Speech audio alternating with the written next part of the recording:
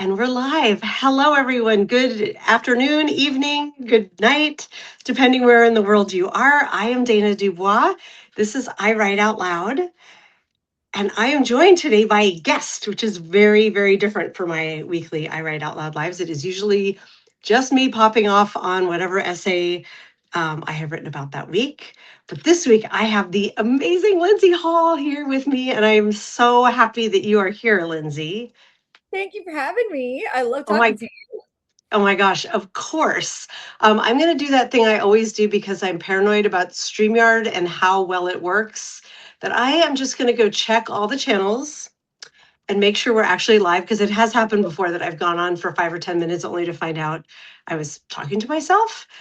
Good. We are actually live on Substack. I'm not even going to check the others. Hopefully, Facebook and YouTube picked it up, but it's really Substack where most of this conversation happens. So Perfect. I'm going to call that good. And I'm going to say, so Lindsay and I met, um, what is time? It was a few months ago now. Yeah, I bet you remember what month it was though, because you wrote an essay that went like to the sky bonkers still viral. going. Still going. It's the And essay that just never ends, honestly. it's remarkable. And when it happened, our paths crossed online and I was like, come join me on the Daily Whatever show, which you did. And we had an amazing time and an amazing conversation. And one of the funniest moments I remember is I forget what happened, but I came off the live and it was just you because Lawrence wasn't there that day. It was Fine Feminist Hour. And you just went with it. You were just like, hey guys, it's me, I guess, now on this live. You were such a good sport. I've done a few. Yeah, I know what it's like. Oh my gosh, I'm so glad that you do. And hi everyone. I see so many great names. I'm gonna just do a quick hi Michael, hi Lisa, Andrew, Mikey, Ayana, Graham, Brigitte, Janice, Clifford, Julie, Lisa, Courtney, Amy, Great Desire, Zanuza, and Jessif. Those are just the ones that are here, and there's more. But hello and welcome. We are so glad you're here. Before we even really jump in and get started, I'm going to ask you all for a favor and you all who come regularly will know what this is. If you could all click the heart, that signals to Substack that we are about to have an amazing conversation and that everyone needs to put their eyes, on us on this live. This is your first time joining Great Desire. I'm so happy that you are here. It's wonderful to see your name. And I'm intrigued by your username of Great Desire. I'm going to have to hold on. I'm going to click through your name in another tab so I can go back and look at what you do after the live. Um, but Lindsay, you came to my attention because you wrote this one essay, but you are far more than one essay written about how ChatGPT ended your relationship, which I have so many thoughts about, especially now a few months on. Yeah, I was like, I don't know. Now, if you Google my name, that is the essay of my name now. It's Oh, like wipe, not wiped out, but it's just like my eating disorder writing is like definitely right now still like my chat GPT ex-boyfriend is still very high up on the Google, and then the other stuff is like all my years of eating disorder. So it's right. just funny. It's funny what one viral thing can do. I'm still waiting for that. I have not had my viral moment like that. And Ayana in the chat is saying, I hope the new moon eclipse was transformative in the best of ways. First of all, let me say it was actually. It's still going. I mean, the eclipse isn't still going, but the power of the new moon, I'd like to think is. And so far, Ayana, like, yeah, it has been, which is amazing. Um, but also, I am not an expert in astrology or tarot or these things, but I'm very interested, and I have friends around me lately who are.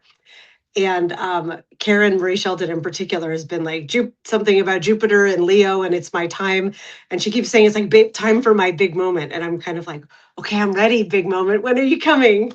But I can imagine it must feel disorienting to be like, you've done so much work as a writer for so many years, and especially on a topic as important as eating disorders, which we're going to come back to.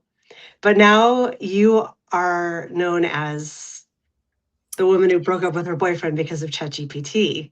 Yes. Well, I don't hate it. It's that it's just a different identity than what I'm used to. Online, like I've never received so much scrutiny and feedback online, which I guess kind of plays into in a Yeah, weird tangential way, plays into our topic today. right. But it's just been very interesting, and I mean, I think at first it was very overwhelming and I wasn't sure how to handle that kind of scrutiny and just like constant like barrage of feedback. Oh But my at the gosh. ultimately, like as the months have gone on, and I still get multiple comments a day on that Substack article. And I'm just like so shocked at like how far reaching it's been and who I I, still get, media requests for about it. And I think it just something I do like about it is that it blew open this like wall or this door of how are we dating right now in 2026 with right. AI being such an intricate part of our lives. And so it's been a very interesting like it's been interesting to see the commentary that's come out of it, and I've learned a lot. Yeah. Honestly, I never expect was it. I didn't mean to be the pro of the like chat GPT per like relationship expert or anything like that. I was just writing from a place of I guess kind of Right. hurt at the time. Yeah. Hmm. I put the essay in the chat for everyone. Oh my God, you have almost 33,000 likes on this story. Yeah, Like, it's crazy. I know. that is Hey. nuts. Almost 30,000 restacks and almost 3,200 comments. Like, holy shit balls. I don't want to spend the whole time talking about this essay. It's simply part of our origin story. And I would imagine a big part of your origin story with a lot of people and publications. Yeah. But like, what's kind of the one big, like if you had to give like one thing about this, either like a crazy story of something that happened or a life lesson from it, do you Yeah. have like one thing that you'd want now? Let's see, it was March, April, May, June, July, August, about 5 months and change later. What's your Yeah. perspective there? Oof. My perspective, I think, is I might have wanted to wait a little bit longer to let the situation marinate for me a bit because some of my perspective, you know what I mean? Like I wrote about it from a place of pretty fresh, like Mhm. fresh hurt or fresh trying to Yeah, understand what had happened or trying to make it make sense.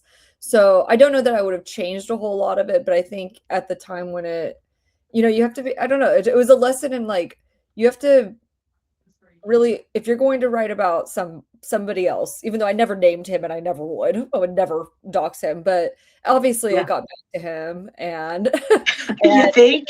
yeah, Oh, he must have felt so awful.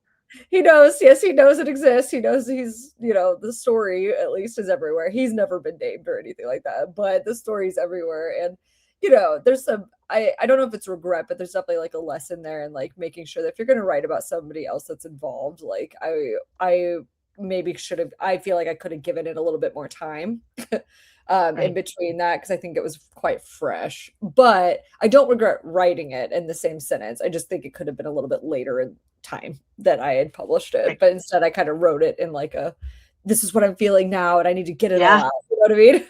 It is. That's like a constant challenge in memoir writing is like, when are you the right narrator? You definitely feel like a reliable narrator in this essay. You feel like to me, it feels like you have enough distance, but it certainly does feel fresh. And I Yeah, will say for the record, if anyone I have dated in the last year ever accessed my AI agents, they would be horrified too, I think. And so, like, I think a lot of us ask for an objective yeah. feedback from AI. And so that just makes like, I think if you had waited, you might have missed a cultural moment because you were early or it was just right timing.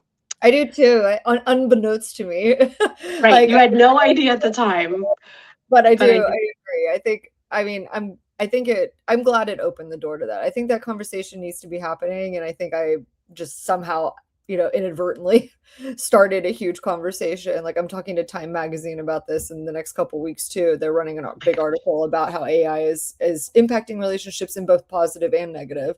And yes. I think it is an important conversation to have. So I stand by writing it, but Yeah. there, as you said with memoir writing, it's like you have to be careful with who, when you're writing about somebody else too. Yes. That is a constant like, who is okay to write about and how identifying do you make it? And I pretty much hold to the like, we all have the right to our lived experiences as long as Yeah. we give anonymity to the folks. But Yep. Karen says, he didn't like your cats, Lindsay, so I have no sympathy for him. Thank you. Thank you. That should actually be the biggest lesson I took from that is Right? I will never date somebody again that like doesn't like love my cats or like love animals. It's just such a values difference ultimately, and Right? it's just like there's just you're everyone's entitled to not like pets, but like if you have a lot, you kind of have to date someone that likes them. Otherwise, it creates Yeah. a lot of Oh, unnecessary. for right? You have to be aligned on pets. I think Yeah. that's an important one. Um, yeah, this is just I'm thinking I'm in my mind, I'm seeing my like essay draft folder of like, the unfinished symphonies. And I'm like, oh, I should really write more of those AI ones that I have in the works. It's having such a Yeah, moment right now, it but is. Still is time, too. time, time. Yeah, it's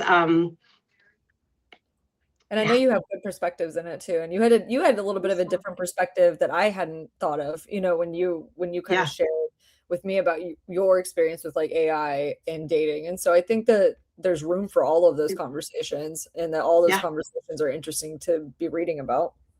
Right. And I sort of have this thought coming through my head as we're talking now of like, what right to privacy do we have with our AI bots? Because they are starting increasingly to become more and more personal. Like, I would be very, like, it would be violating if someone came and read all of the threads that I'm having. Because some of them are just very blunt, where I'm just like, oh, what do I do about this? Or, Mhm. um, I mean, not that I let my AI bot tell me what to do, but I often preserve very raw moments so that I can go back and find them for writing. Well, that's a whole thing. Could you be blackmailed by your AI bot? Karen asks. Yes, I mean, probably. Um, but I want to shift the topic because um, we're here today to talk about another very big area of expertise for you, which is eating disorders and Mhm. writing about eating disorders. And I thought of you as I wrote. So for those of you who may be new to I Write Out Loud, I post an essay every week, early in the week, and then I have a public live where I kind of discuss the God, my vocabulary is not here today, but I get into the broader cultural conversations that the essay may bring up.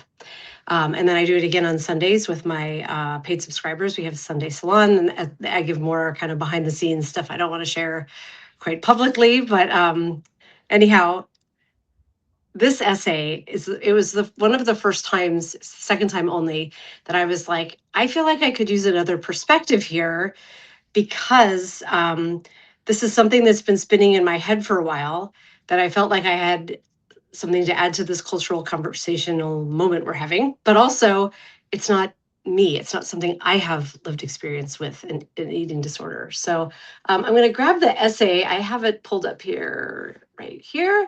It is called "How Do We Speak to Our Teen Daughters About Ariana?"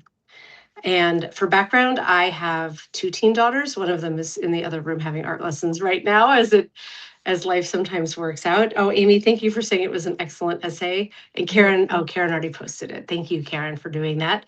Um, at least for me as a memoirist, I don't know if you do this too, Lindsay, but I think the most interesting essays to write and to read are the ones that don't necessarily have a cohesive ending. They're not like, I'm going to tell you this and then you're going to be better at blah. It's more exploring that there are nuanced conversations to be had where there maybe isn't a total answer yet. Absolutely. And this one, I have myself on a timeline right now where I'm like, every Monday I drop this essay, and that means some nights, like Sunday night at midnight or 1 a.m. when I finish this finally, I was like, I don't feel like this is quite done. I want another rev with it. And I was like, no, Dana, this is your practice. And the reason it was so tough was, I think, in part because this is such a hard topic of, for those who maybe haven't read it yet, I will say it opens with me discussing how young women, the ones who were like just older than my daughters, who have been influencing them online, quite literally, the beauty norms have moved to a space where things like eyelashes and lip fillers and microbladed eyebrows and all of the things are just a norm. And I commented on it, and my kids will tell me rightly often, like, don't comment on women's appearance. And I'm like, you're right. I've taught you like this because I grew up in an era where commenting on women's bodies was very normal. and girls' bodies was very normal, and it was hard. I mean, I've always kind of been like this. Like I'm not a skinny ideal. So I very much didn't raise my kids like that. But also, yes, it's true that if it's making her happy, why not just let her do it? It raises the bar, so to speak, for all of us. If the norm becomes you're doing all of this work, then just an unmodified face is an anomaly and is someone who isn't keeping up. And I think that then becomes dangerous. And then that morphs into body stuff where for a few years in the like happy maybe 2010 era, right around when my kids were born, there was this huge body positivity movement. And we got more inclusive sizing for clothes. And we got lots of famous women who were beautiful and they were badasses and they were top of their game and in their career who were fat. Lindy West famously said, like, I don't want you to call me overweight. I just want you to call me fat. Like, it's not a negative word. It's simply my body, just like you can be tall or blonde. And then Ozempic and all of the weight loss meds came around. And suddenly all of those women lost weight, which I don't begrudge them individually at all. And we're now watching as starlets are, and it's not just Ariana Grande, but we're watching her and others look visibly emaciated as a beauty norm. And for women my age, that's evoking of Karen Carpenter and of Amy Winehouse and other women we saw sort of die in front of us in public. And that's what this essay is tackling is shaming the shame around don't shame women's bodies so great that it's making us not speak to cultural conversations of like these are not healthy bodies. And especially when they're young impressionable girls or young women watching them thinking that's a beauty ideal. That's what this essay is all dancing around for those of you who may have missed it. And Lindsay, I am so interested in getting your perspective because I just monologued for like 5 minutes. No. What has it felt? Well, actually, before I even ask questions like this, I would love if you could share some of your background experiences and Yeah. whatever you're comfortable sharing Yeah. around your eating disorder. Yeah, so I mean, I actively say like I lived in the eating disorder cycle for a decade. I'm Mm, very much like I feel like I fit the pretty um prototypical norm of what my generation as a 37-year-old like what my generation went through. I grew up in my teenage years were in the like Nicole Richie, Paris Hilton, oh, all that yes. phase, and that was when I was reading Us Weekly and People Magazine and all that, and I Yeah. was always, I think there was two things going on. There was a cultural moment that we're seeing again that happened when I was a teenager of everyone was very thin. It was Kate Moss and, the whole I think it was Kate Yes. Moss that said something like nothing feels as good as skinny. Nothing tastes as good as skinny feels. That was a pretty sure Kate Moss quote of It, like I don't, I don't know who said that, but I actually used that in my like summary of this. So like that yeah. was the era where I grew up. Even Yeah. yeah, it was even earlier. So Nothing. that's like been Yeah. that was like definitely how we all grew. Yeah, your generation, my generation. I mean, we all grew up in that way. Yes. And I think I was affected by that, obviously. And I I was You always are correct. It is Kate Moss. I thought it was I Kate stand Moss. corrected. Yeah, I've written about that before. I was like, that could have been proved wrong, but I thought it was Kate Moss. But anyway, so I started struggling with anorexia when I was 16, and then anorexia turned into bulimia, which turned into exercise bulimia, which turned, I mean, it's just, I've always called it the cycle. I would say predominant sickness of them all was anorexia. I struggled with being underweight, classically underweight, all the classic anorexia signs. There's atypical anorexia now. There's so many different eating disorder ways to look Mhm. at anorexia and not just that.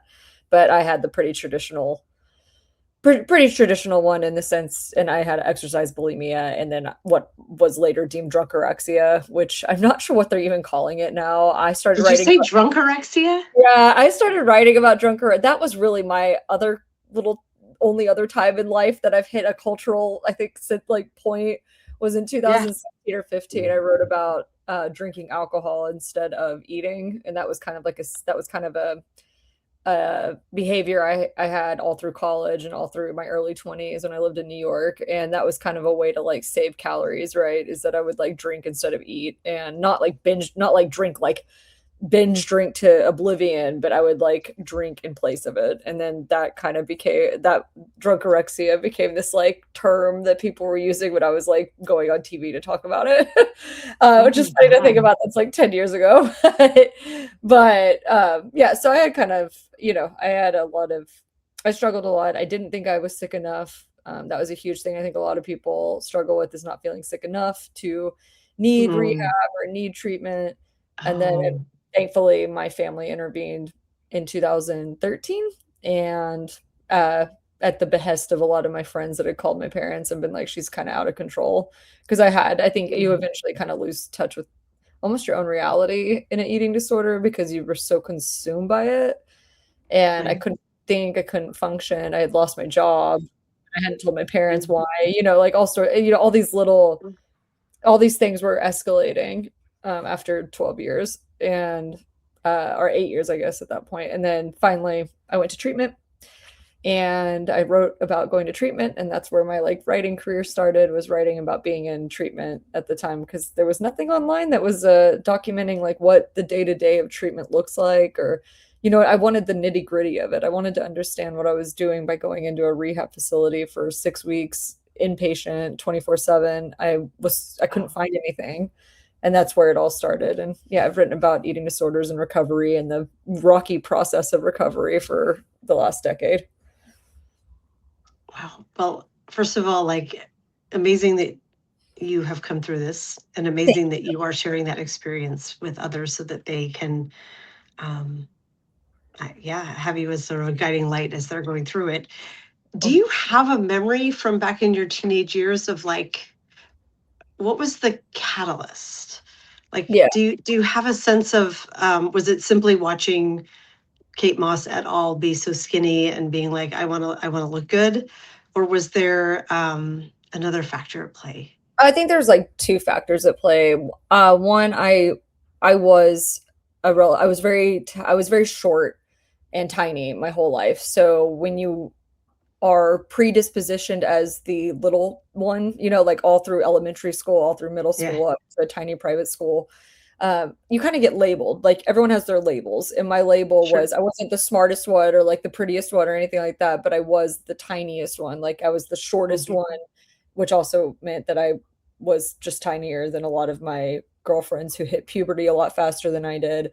And I Sure, think that there was something about that identity that really, when you get told that over and over and over again, that like that's your thing, is that you're sure, you're small and that you're tiny, and that when you have enough women, adult women telling you how special that is and how you're so lucky that you have this thing, you know what I mean? That mm, women want so badly that you're petite, you're tiny.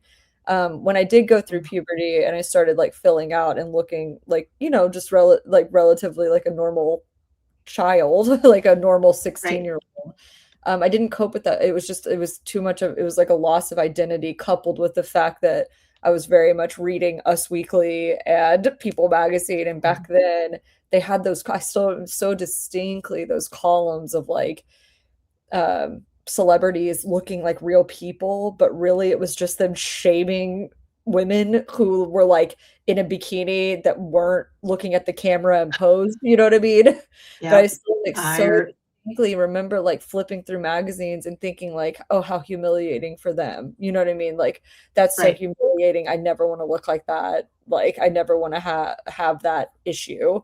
Um, and yeah, just and then watching Nicole Richie and Paris Hilton, and they were scrutinized online the same way Ariana was about like how tiny they were, but it was a different era. Whereas like Ariana, which we'll speak to this in a little bit, I feel like there's more people that are expressing, so-called concern, whether or not it's yeah, concern or envy or all these other things that are mixing into it. We'll get to in a minute. But back then it was like that people were like praising them. You know what I mean? There was like this praise around how right, beautiful and hot they were.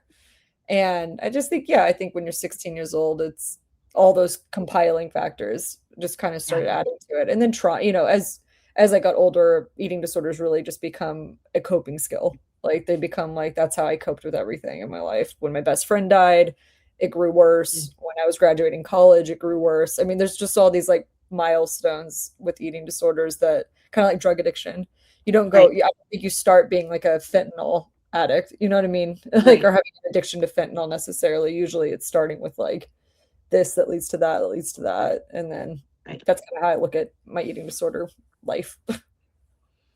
Wow. Well, what I'm hearing is an origin story. I think is very relevant to this because it sounds like a very big part of what influenced young Lindsay Mm. was stars, was famous people who were very skinny. And um,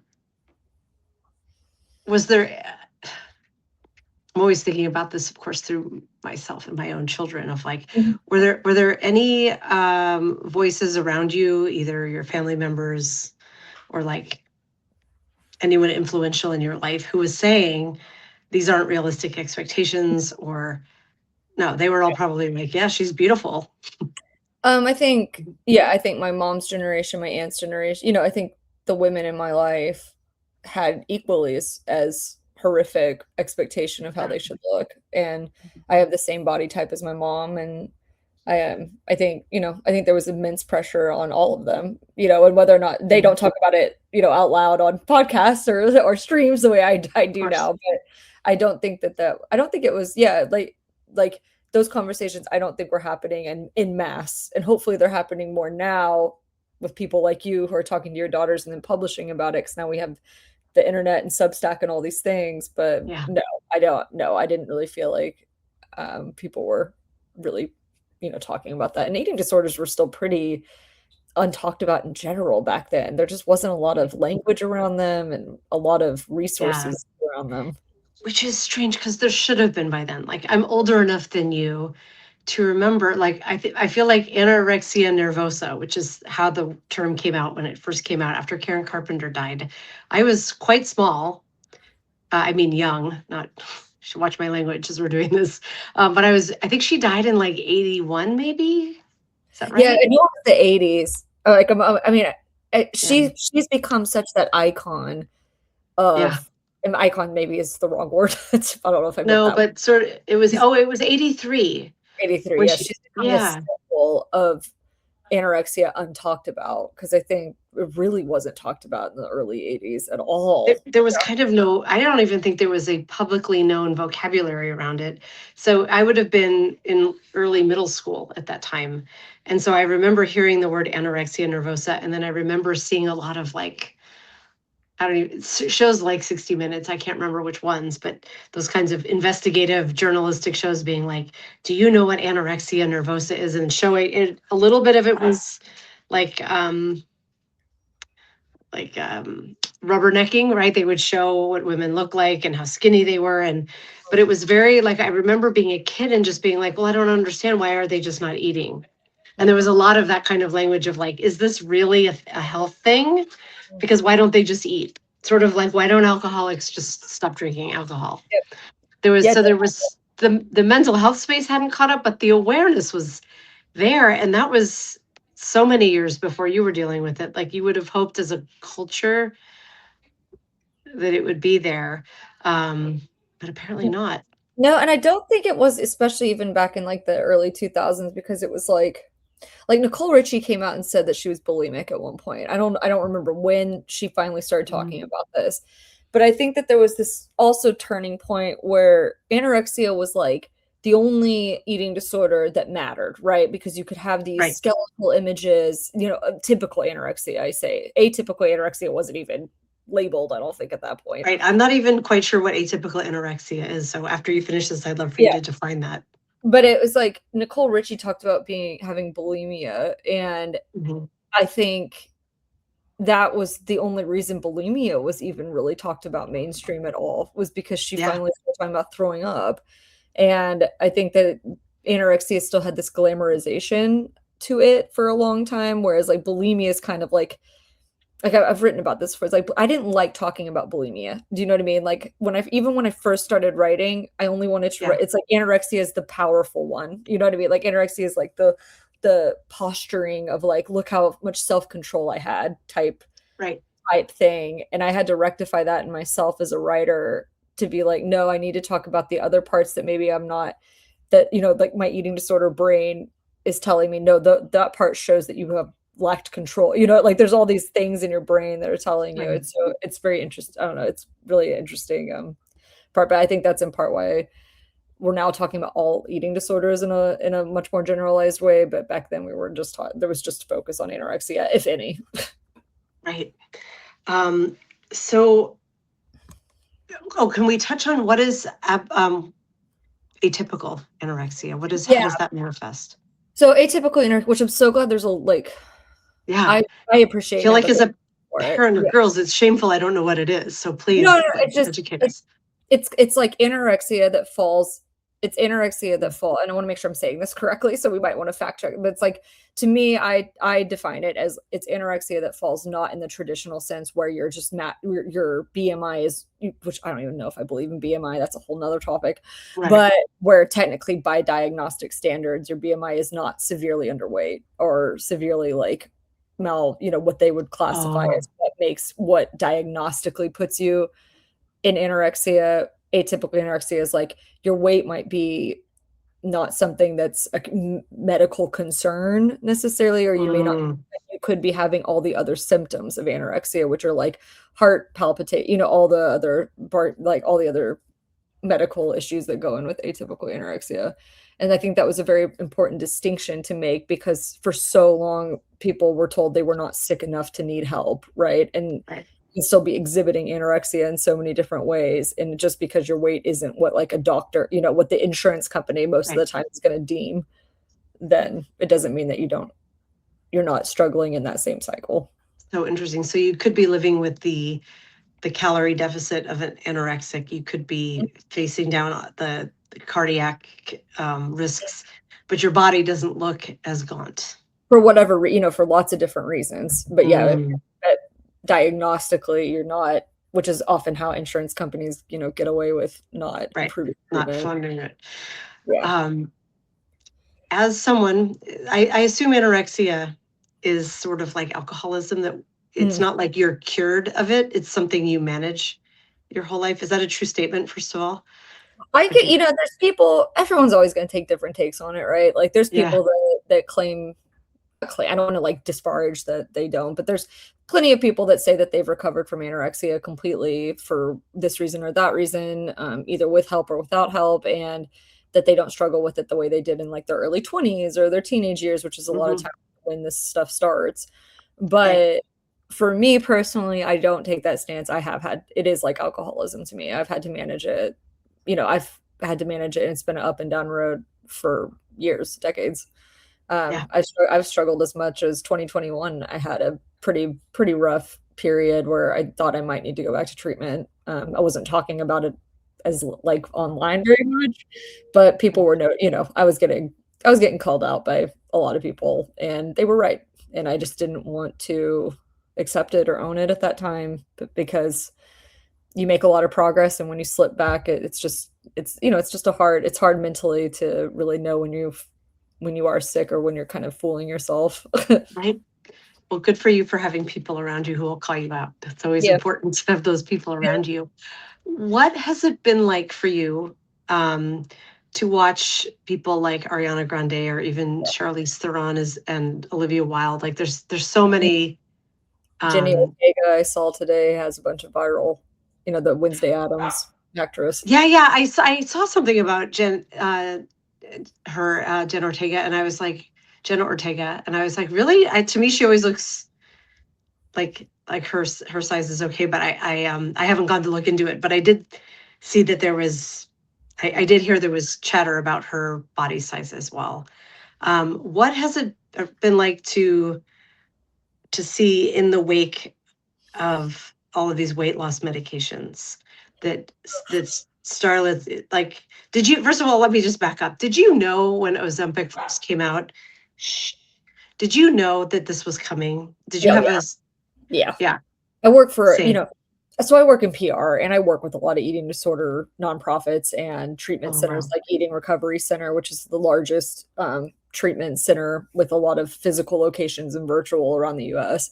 So Yeah, that was being talked. I mean, I knew it personally, but because I was watching my friends get on GLP-1s that did not need diagnostically to be on GLP-1, you know what I mean? Like Hmm. I've been saying that now for years at this point, and then in other countries, access to GLP-1s is even in some countries that I've lived in, it's like even more easy to get it You than the just walk into a States. store, pick it Yeah, up. order it on like the Uber Eats of Colombia. You know what I mean? Like they would, Really? oh yeah, yeah. Oh my gosh. And there was like no regulation. I think there might be more now, but there wasn't at first. And I was living in Colombia when this started hitting. But yeah, I think every client I had that works in eating disorder care knew this was going to be like almost like an epidemic. I mean, like it's like, and it has been. Yeah, And we're seeing the repercussions of it. I think it took a couple years for it to really hit.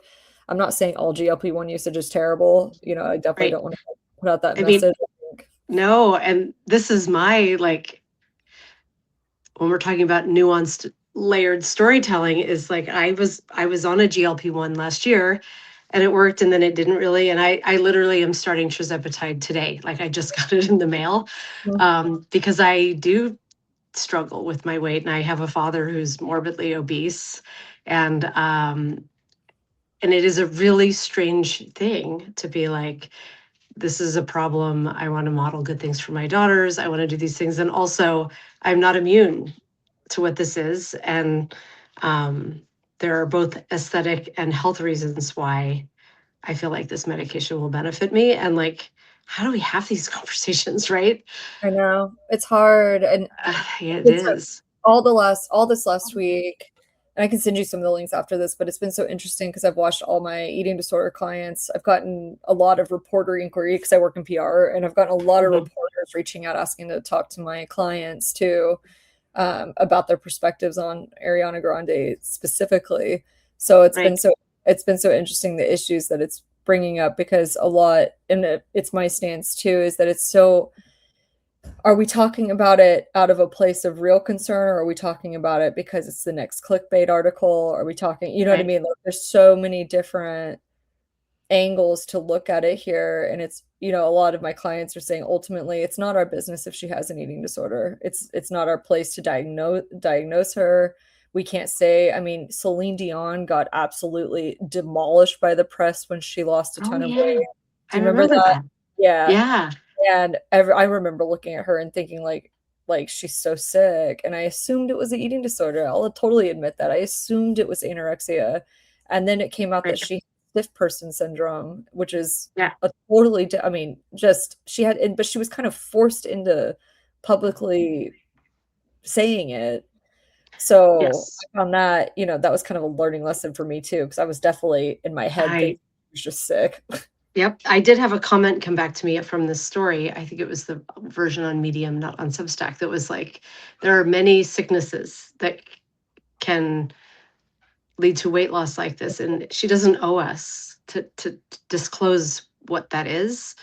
Um, there's that, and then there's also the sort of Occam's razor of like, it, it has, we have watched her in the spotlight long enough that it, you know, Well, the likeliest answer is, she's a symbol of what we're seeing across the board, right? And she's just mhm, the mega star that has become the like symbolic representation of what a lot of us are frustrated with, which is that we're back to this really annoying and frustrating and bizarre 90s era heroin chic thing that yes. we're all traumatized by. Our Yeah, generations are I traumatized. know, I think right? millennials are having a harder time with Ariana Grande sometimes than the younger Right. folks. We're all like, no, we already lived this, and this was Girl, Gen X saw this this. coming so many times. Like this shit again, the skinny Yeah, shit again.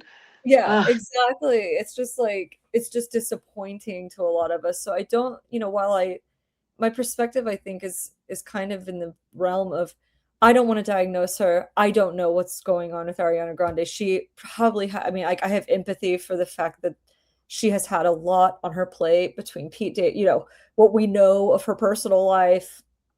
There yeah, could be so many things going on, but we also have a right when there's someone that superstar big that's in every tabloid now and that your kids are seeing, that my daughter will one day see a version of that. when I have Yes. I'm pregnant everyone. Yeah, that was my next question or the next thing to talk about.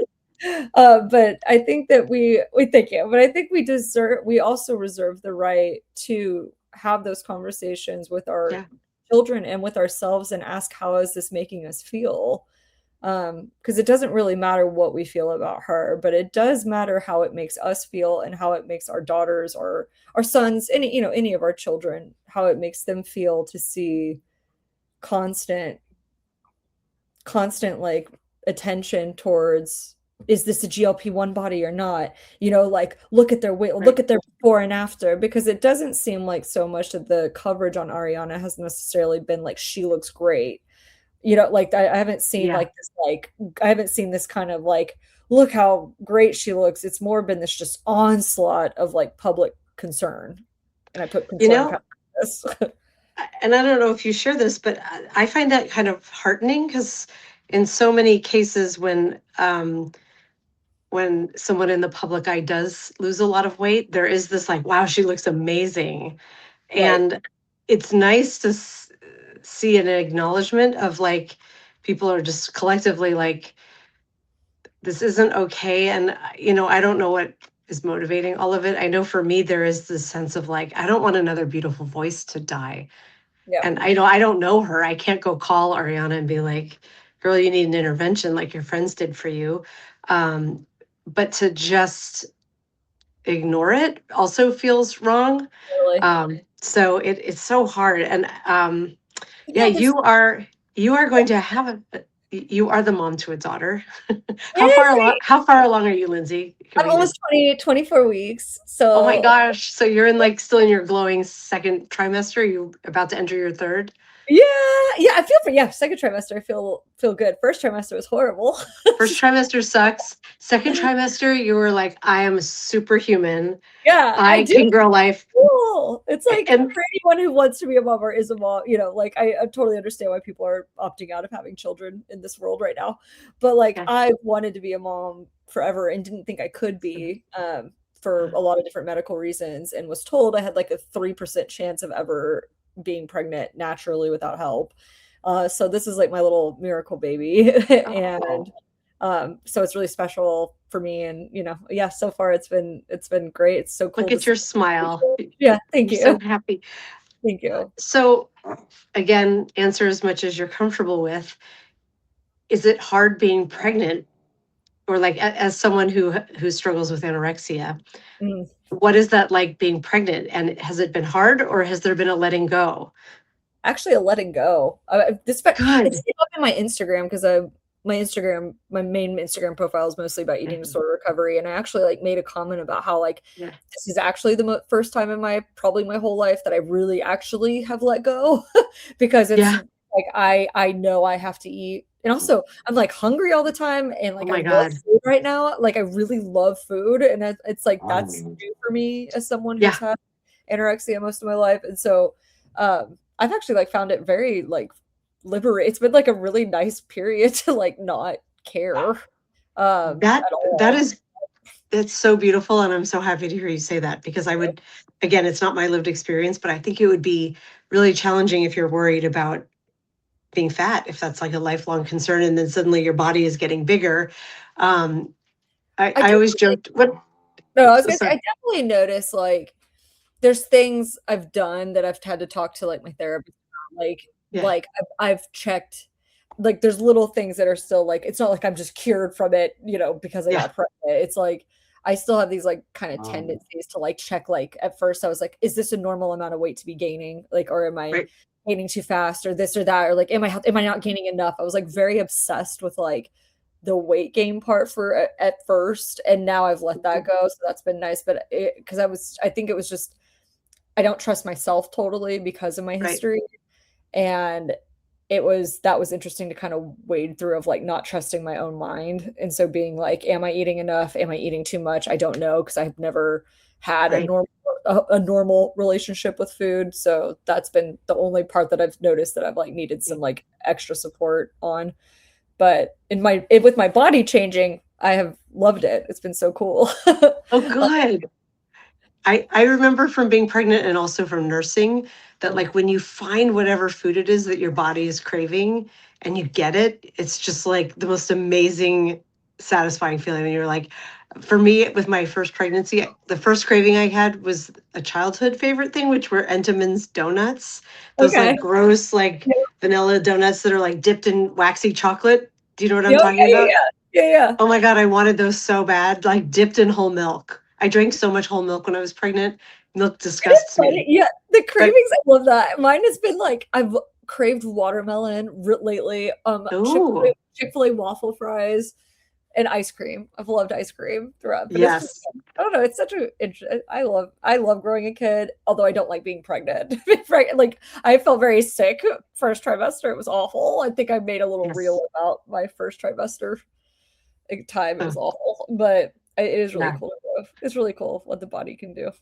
It is amazing what the body can do. And I'm so happy that your body's able to do that Thank you. and not have the, your eating disorder be a too long part of. Sorry, someone just came in downstairs. So Kira's being a good dog.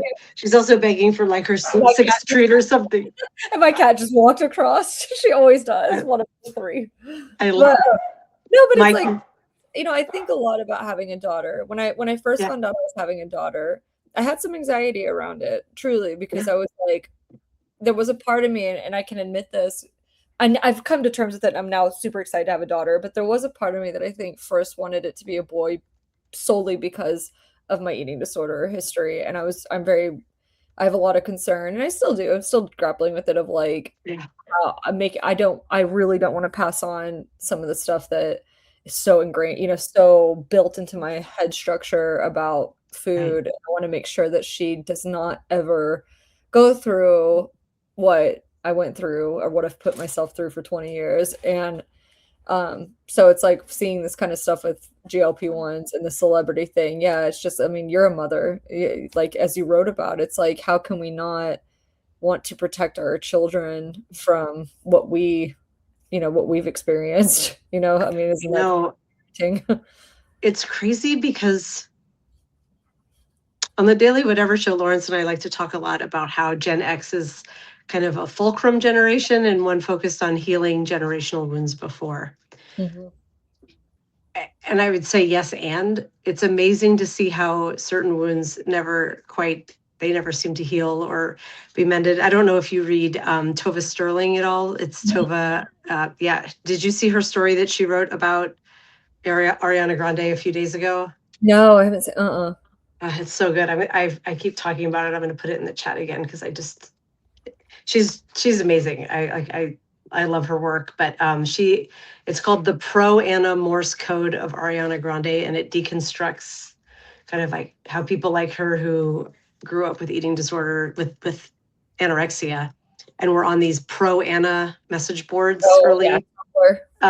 The way that it's all coded in there, and I see her use a lot of language around like I want to break down these barriers and not have my kids be impacted by this, and I'm like she's young. Like she could be my daughter by age, right? Like I'm older. I'm probably about her mom's age, even though my kids are a lot younger because I waited real long to have kids.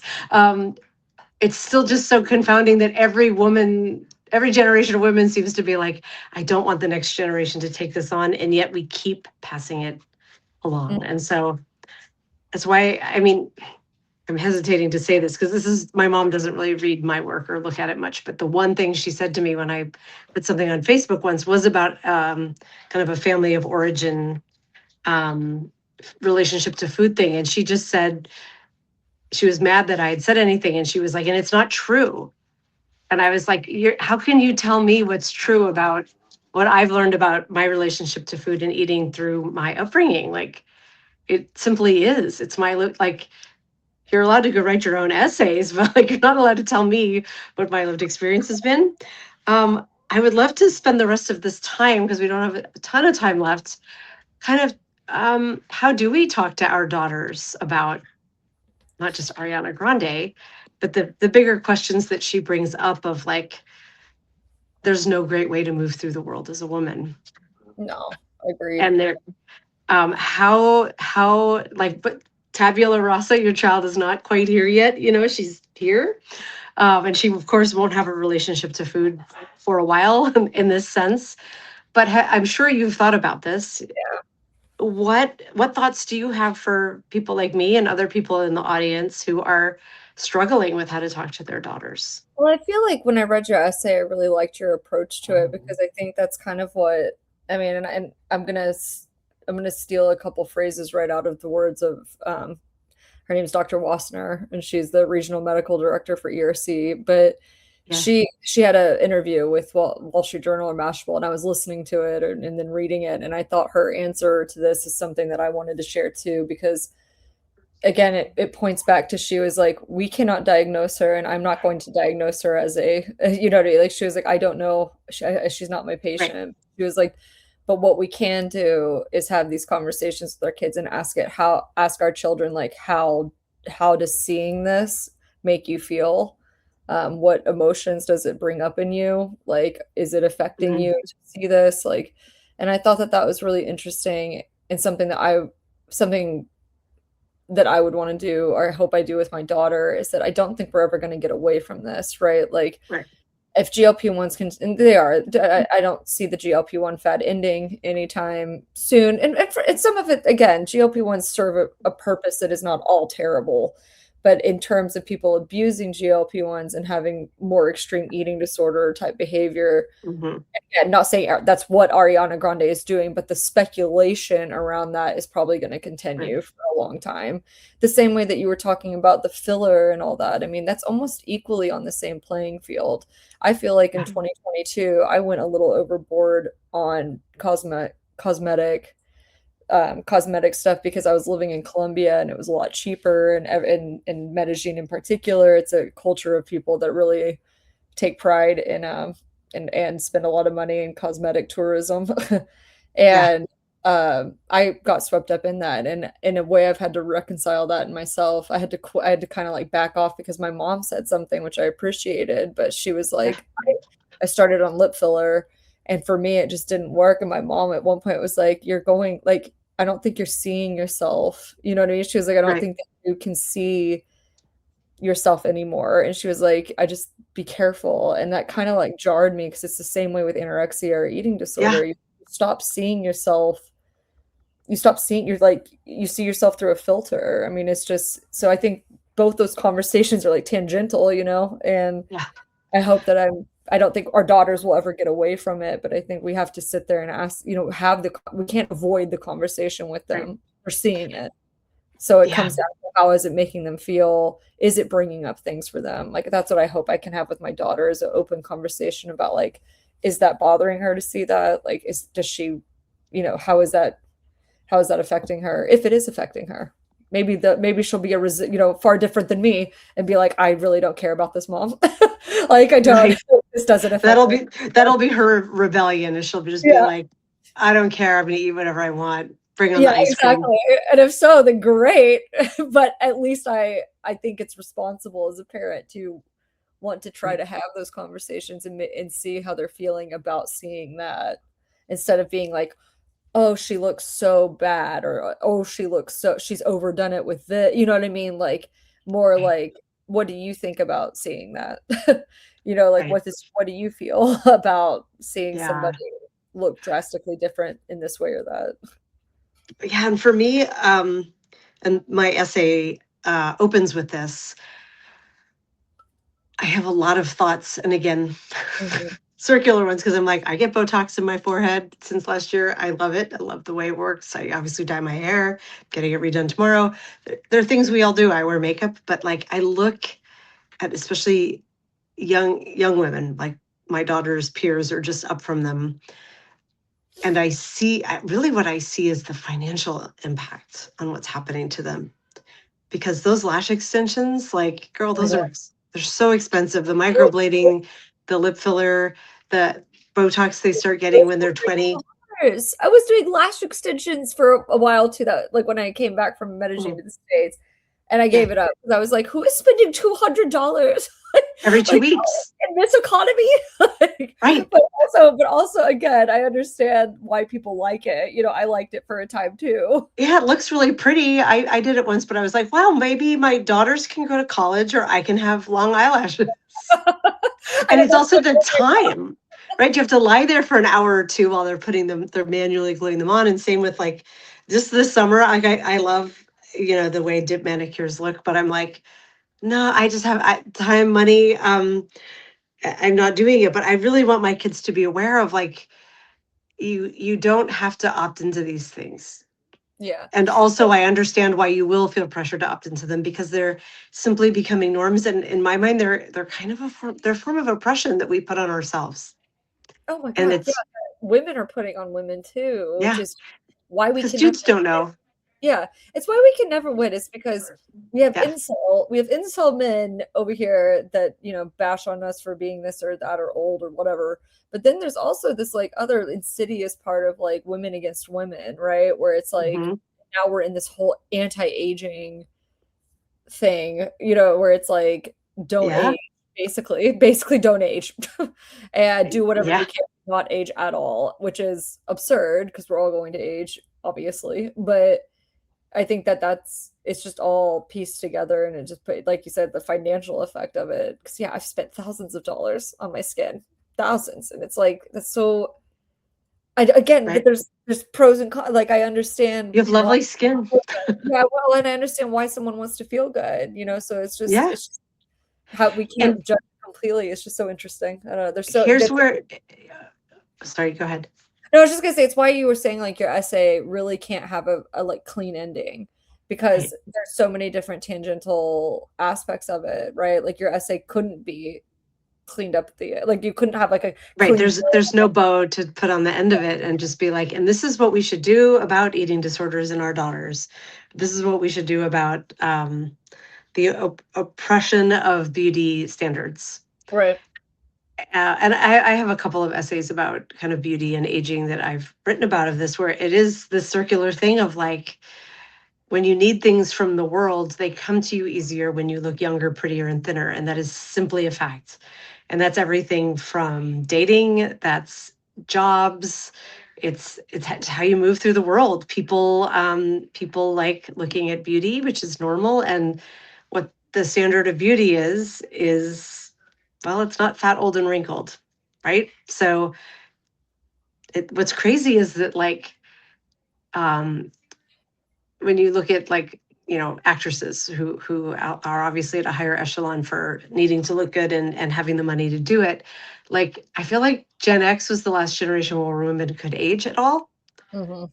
um have you seen the show Dairy Girls? Yeah. Did you ever watch Yeah, that? yeah. We love All Dairy six, Girls. 6 episodes of it. That's funny. Yeah, and just recently too. Yeah, yeah, it wasn't that long ago for me either, and I think my kids and I have watched it through like 2 or 3 times. We love it. One of them in Dublin when we were there. But it's documenting events from the 90s, right? They're teenagers in the 90s. And I looked up the ages of the four main actors, the four women who are the friends, and I was like, oh my God, they're playing teenagers, but they're all like in their late 30s. So they were almost the age in the 90s that they are now, but they're like Nicola Coughlan hasn't aged at all. Like, I don't know what she's doing to her skin, but she plays a 14-year-old on Bridgerton Yeah. and she Yeah. looks the part, right? Like, that's not natural. You can't keep up with No, that. But also when it's possible, like, why? Yeah, it I just do creates this I cycle. yeah, I do suspect that there's going to be a turn in culture eventually on some of the like Do you think? I that's my prediction. Now, do I know? No, I don't know. I'm just a random person on the internet, but I do think it is interesting to start seeing on social like on like let's say all these reality shows, right? Like Love is Mhm. Blind or all these like really Love Island, Temptation, I don't know, all those reality Yeah. stuff. I feel like there are a lot more conversations happening where people are like, "Why does everyone look the same?" Like, Yes. "Why are women all looking the same?" And I do Yes. suspect and hope, I guess, that I do have some hope that, like, eventually we'll kinda even out. I don't think it's gonna go away, the anti-aging thing, but, like or, like, the Right. math. But suddenly having like a really prominent nose is going to be really beautiful. Yeah, or just that, like, Yeah. I think not I think we'll get I think there will be a little bit I think there is going to be a turning point a little bit of people just like looking, everyone having the exact same face, which I saw like Right. a New Yorker article about recently about like why does everyone look the same? Yeah. And I thought it was an interesting. I'll have to drop that link in there. I'll have to find it, but I thought it was an interesting way to think about it. That we're Right. losing our originality and our individuality by through needles. Right. Through needles and surgery. It's so true. I mean, yeah, my dad offered me a nose job for my 16th birthday, and I was like, I don't want a nose job. I like my nose. But like, if I were, especially if I were younger and doing this kind of work, I can totally see why the pressure is there of like, you're going to be a lot more successful if you look like this. It's, it is a tough place to be raising daughters. Yeah. And you Which are about to be taking that on. I know, but I think, we keep having these conversations with them. We have open conversations that we maybe didn't Yeah. have with our families and Yeah. let them figure out because maybe it was, I often feel like I didn't really even know what I felt because it wasn't talked about. um, Right. and that's at no fault of my parents, of course. Like I just think it was No. mental health focus was not like a huge thing up until the last like 15 years, Right. really. Right. Um, And our moms didn't have a chance in terms of body image stuff. They're just like, oh when no, my mom is upset with me, I'm like, I don't blame her for being the way she is. She's a product of her upbringing too, where like, if you're not thin, you're not healthy and you're not there's no discussion. It's yeah, just you have to be thin. right, And I'm like, yes, and I'm half my dad's genetic makeup too. yeah. So that's what I look like. And But men still don't receive the same amount of scrutiny that women receive, they and that don't, that'll but they're getting there, right? Like the looks maxer thing and the body I dysmorphia too, like the yep, bigorexia is what they're calling it with men. I am noticing that is the muscle building thing is like right. really that would worry me if I was having a son. Yes. I had posted this to Facebook. Actually, I had told my Facebook friends that I might read some of their comments because they said some really brilliant things. But one of them was, hold one moment, please. Let me navigate over here. But um, one of them was talking about, I think it was Josh Johnson, the comedian, who is brilliant, but how he was like, look at like men were or boys and men were looking at what women were going through with body image stuff, and instead of being like we should try to help them, they were just like, no, we're going to jump in and do it too. Yeah, So fit into I'm it here. too. Oh, here it is. We spent decades realizing how toxic women's beauty standards were, how backbreaking it was to tell young girls that they had to look like photoshopped magazine covers or they weren't worthy of love. And instead of fixing that for women, society went, you know what would balance this out? Let's make the boys feel like trash too. We didn't solve body dysmorphia, we just open sourced it to teenage boys. Yeah, I And I totally was agree. like, I've yeah, had a lot of frustration around that too, and it's another topic we don't need to go way into, but I have a short brother. My brother's super short, and it's really frustrated me to see the that it's acceptable for women to just bash on short men, you know what I mean? And like mm-hmm, say that they would never date someone short or this or that. Like there's so much talk about that. And I think because I have a brother who he's fine talking, he accepts it. He's married and yeah. accepts it as it is, but as his sister, he's my best friend. No, I find I'm like that's equally as like horrific. Like why are we allowed to say this about men? You know what I yeah, mean? When we get so mad rightfully at men who make any physical comment about women. You know what I mean? And right, as we should. I hate like that. Nothing infuriates me more than some incel on the internet. But in the same way, we should be thoughtful too about how we're talking about men physically too. Like because I see so many women saying stuff like right, that, and I'm like, do you hear yourself? Like right.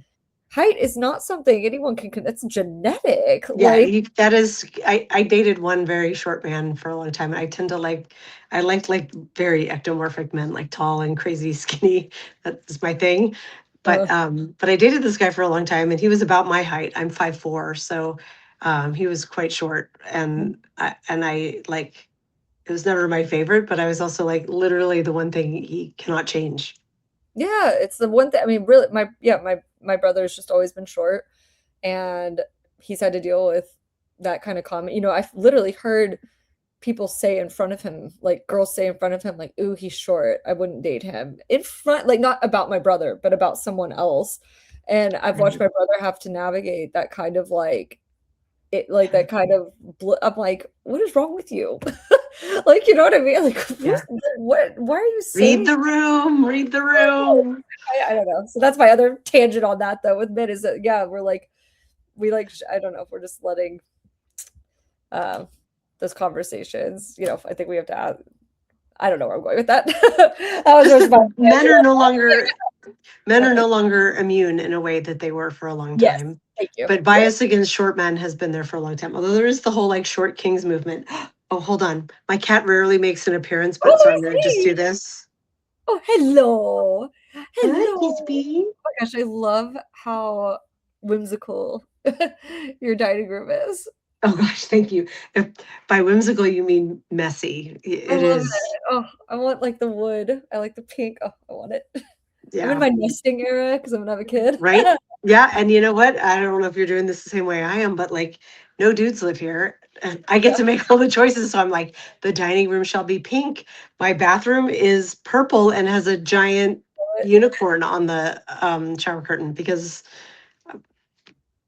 You get because to I do get to whatever you decide. yes, you get to decide however you want. I love it. Yeah, so we have a very femme house. Kispin is the only boy, the He's so cat. cute. I have one boy cat too. He's gonna be the only boy too. Oh, yeah, I had two cats, but my girl cat, yeah, Mother's Day, she let me know she was done. Oh, And so that's then I fun. put her down the day after Mother's Day. It was okay. It was, I haven't written about that yet, and I probably should one day soon, but that is, Pet loss uh, is so hard. Oof. it is. And the other side of it was so hard getting to that decision. And a generation ago, like my mother would have been like, Josie went to go live on a farm a long time ago because she was diabetic for half her life. She was 16 when she died. So I was giving her twice a day insulin shots. She was peeing on everything. Like all the furniture in the room back there is all replaced. Like she peed on the sofa. She peed on all the rugs in the house. Like she did a lot of damage that so there was relief mixed in and then guilt about relief. It was Yeah. also it was her time though. I felt like but it was, of course it was really sad when we It's did hard. it. Yeah, of course, and So it's hard to know when. yeah. It's hard to know when to really say I goodbye. it is a really daunting thing to make a morality call for another living creature. There's no doubt about that. Yep. But so I probably waited longer than I should, but also I feel really like I have no doubts about. I mean, she just like her legs stopped working. She just sort of collapsed out, and I was like, yeah, this is not a way to live. No. And she So knew. now I have one old boy kitty and one rambunctious little girl dog. I can't wait. Yeah, I want to get a dog too, but I gotta wait until I have a kid now. I'm like, Yeah, I yeah. got three cats, so now I'm about to have a kid. I'll wait for a second, but then I'm gonna go rescue a dog. Oh my God, I love it. Lindsay, it's been so informative and so delightful to talk with you for this past hour. I realized, hold on, I've been so caught up in talking with you. I have not been checking No, with, thank you. Thank you for writing what you're writing too. I think it's so beneficial to so many oh, soon to be parents and thank you. teenagers dealing with this, you know, and I'm just at the beginning of my parenting journey. Hopefully, Yeah, you know, you are, I'm just trying to get her out safely first. right? So, My advice there that you did not ask for, because so oh no, tell unsolicited. me. I'm always open ears. I was just talking about this with some mom friend of mine because now I'm taking my eldest to college in a few weeks, so it's like Oh, mine are 16 and 18, and I'm like, it feels so, every decision, especially when they're babies, feels so impactful, and you're like, oh my God, and there's like, do I, when you make your birth plan, and is there going to be a C-section, is it going to be a vaginal delivery, and what kind of, you have to make all these calls, and then there's nursing and bottle feeding, and I'm here to tell you from the future that like you cannot tell how they thank were you. delivered or how they were fed as Thank you. babies by the time they're in elementary school. It simply matters that mom is in a good mental health space and is able to raise baby, and baby is in good health. It's good I to mean, hear. That's the kind of stuff I need to hear because there's so much. yes, God, you just get onslaughtered with like social you media do. stuff. Both of my babies ended up being C-section deliveries. The first one unplanned after 26 hours of labor, and the second one was planned because I was like, I'm not doing that again. Brutal. My children, I think they're bonded to me just fine. You know, people will be like, they don't bond if you don't deliver vaginally, like, or if you have an epidural, like, do what you need to do. You don't need to suffer. I know. If you want, I feel like yeah, half the time I'm just like, what are you trying to sell me by instilling more yeah, mom fear in me? You know what I mean? right. Like If half your this time, baby nurses well and you want to nurse your baby. If your baby doesn't latch well and needs formula or needs you to pump, do that. My eldest would not take a bottle. She would like strike until I would come home from work, and it was really hard. It had feed your baby, thank you. Thank you. deliver your baby. It's your However, the living on the 24-hour clock though of the beginning is like wild. I Like the know level of exhaustion is I'm nervous about postpartum. That's definitely like the fear I have right now is postpartum. Is I'm just yeah. like I don't, especially watching that Lindsay Clancy trial right now, or like I'm not watching it, but getting the kind of updates on it. I'm just like, so I know postpartum is so real. I'm so glad we're talking about it more, Yeah. because it's real. And I'm worried about like handling that and I, hoping I don't have like a too severe yeah. um, period of time. But knowing that I'm millions and gonna billions of women have done yeah. it, so and We people. have, and it sounds like you're very well supportive. You have a good family around you, and if you do have issues, like people are aware of it now, and you can go get treatment. But in all likelihood, you will just be extremely exhausted and very happy, but overwhelmed. Here Yeah. was one thing nobody. I'm trying to remember, like, what were the things that nobody told me? Um, like right after I got back, I spent like 4 days in the hospital with my first because of the emergency C-section, and to heal from that and all that. Let them hold the baby your first night in the hospital. I was like, there's no way I'm letting some stranger hold my baby. And I was like, let them Totally. hold the baby so you can sleep while you're in the hospital because that's all the sleep you get. Oh, I've gotten that feedback from a couple of people being like, Yes. "No, you're gonna be, like, obsessed, like, you don't wanna let go, but, like, you need to sleep." Go sleep. Let the baby go. Let the nurse have the time of her life cuddling your baby. Baby doesn't know or care. It's fine. But I got home, and like a few days after getting home, I felt like I had the flu. That I was like, oh my Mhm. god, I'm all chilled and achy, and what's happening? And I called, and they were like, oh, that's just your milk coming in, like the hormones coming in with, like when you go from producing like beep beep beep, like just the little blips that a freshly born baby gets, the colostrum, to Yeah, the having milk come in. It can feel flu-like, and it completely freaked me out, and I was like, "Why did nobody warn me about this?" No, I'm so glad you told me that. I, like, have not heard that from anybody. Good to know. Okay, thank you. Because you forget, right? It doesn't happen to Yeah. everyone, and you forget. Um, and then there will be time when my firstborn was 4 weeks old. I remember a time when I was like, I cannot get her off of me. Like we would stop nursing, she'd doze for a few seconds and then be hungry again.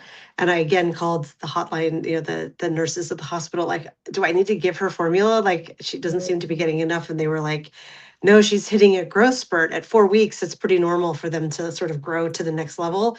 And it's a perfect system and she's signaling your body to produce more milk. It's going to suck for a few days and then it's going to get better. And it did. I just You know, produced more after that. oh my god, thank you. This is really helpful. This is the kind of stuff I need. I should write this story because I Yeah. still remember these things. Yes. No, it's honestly really helpful because until you're living it, there's Yeah, just so much I'm like, "Oh my god, there's so much I don't know." right, Like, I didn't expect to be pregnant. Like, right. I wasn't it was unexpected, I so didn't it's know any of this shit more either. it's felt more just like I'm trying to find out. I'm like, what's gonna happen?" You can keep snacks next to your nursing chair because you are going to be so ravenous. I have heard that Oh, you're, like, so hungry. so hungry. It's the equivalent of running 5 miles. I've heard Yeah, a that's what I've day. heard too. Yep. Yeah, Yep. I was like Cracklin' Oat Bran was my thing. That like cereal I loved as a kid. Yeah, Do you I know went what? through a cereal I went through a huge, like, kid cereal phase first trimester. Yes, I was all about, like, Lucky Charms and Fruity Pebbles and Captain I Crunch. love Lucky Charms. Oh, I couldn't stop. I was, like, reliving childhood. Yeah. Mostly because I was nauseous all the time, but Oh my God. This is totally reminding me with my second that I saw there were like 6 doctors in the practice, and I saw one who wasn't my doctor just for mm, a checkup at, I don't know, halfway through or 2/3 of the way through. And I had been gaining weight, but just kind of normal weight gain, with the pregnancy. And but that week when I came in, I had gained like I think 6 pounds, and I think I hadn't the week before. So that week there was growth, and she was just like, you might be gaining a little too much weight. And I was like, and she's like, yeah, what do you, I'm like, well, I like wake up at 2 in the morning ravenous and I go downstairs and eat bowls of cereal. And she's like, maybe eat like half a bowl of cereal. And I was like, maybe go die in a fire. Yeah, just why don't you just piss right off that comment? What are you doing? Like, she didn't even ask about my history if I had an eating disorder. Thankfully, I didn't.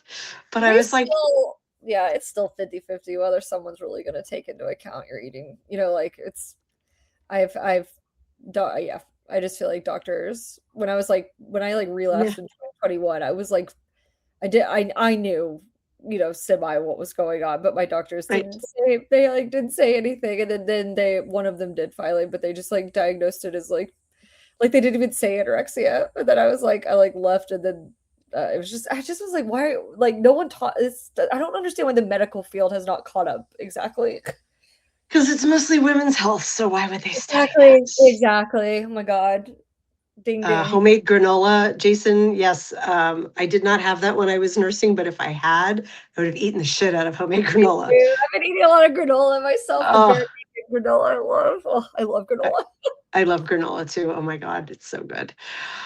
All right, speaking of which, I need to go get my brood fed. It's dinner time here. Oh, Um, this has been so lovely, Lindsay. yeah. Please keep us up to date. Aren't you due right around Christmas? December 7th.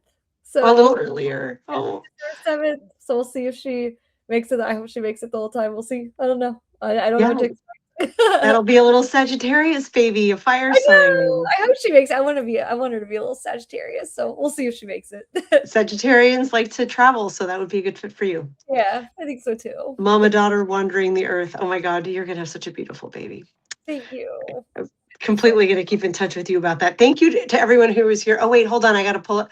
I pulled up your page because I do want to say please go subscribe to Lindsay Hall if you are not already. She is a wonderful writer and thinker and deserves all the support with your 33,000 likes on Substack and one article. I probably don't need to be shouting you out too heavily here, but I always like to do it yeah, at the appreciate end. it. Yes, Appreciate it. and if you have not subscribed to me at I Write Out Loud, I would also welcome your subscription. And tomorrow is the Daily Whatever Show, Fucked Up Friday. Lawrence and I will be here to discuss the fucked up news of the week. There's been so many. I don't even know which story I'm going to pick. I was But like, which one? oh my God, our special guest is Marlon Weems returning to the show. He is an old friend and is always brilliant. So please join us at 10 a.m. Eastern Time tomorrow at the Daily Whatever Show. And otherwise, enjoy your Thursday evenings, everybody. Love you, Thank mean you. it. Bye, all. Now I have to come over here and go find the off button because, there is no intern running the running the systems behind the scene. Yeah. Bye, all.